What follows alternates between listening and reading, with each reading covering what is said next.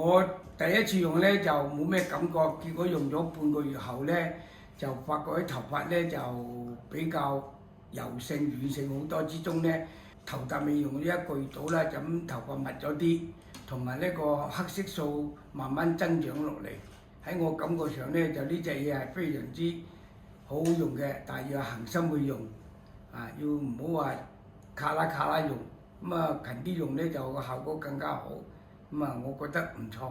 頭髮固然之健康咗，同埋佢密度多咗。呢啲係朋友睇我頭髮先同我分享，自己感覺上咧就睇住塊鏡咧，時不時望下咧，好似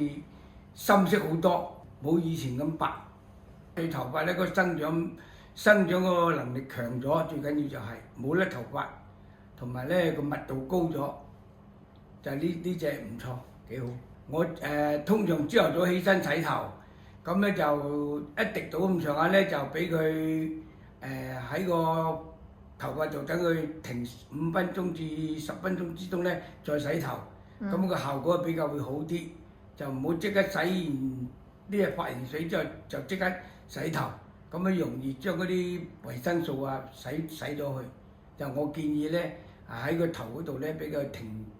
3-4分鐘咁再洗頭。咁第二次再過一過佢咧，更加有效果，就係咁啦。我嘅建議就用2次，第一次清洗頭髮，第二次咧攞一滴仔到嘅啫，就攞嚟保養頭髮。但係點都好咧，呢隻髮型水，呢隻髮咧洗頭水加埋頭髮嗰度咧，停佢3幾分鐘，就等佢有啲維他命嘅質素同埋個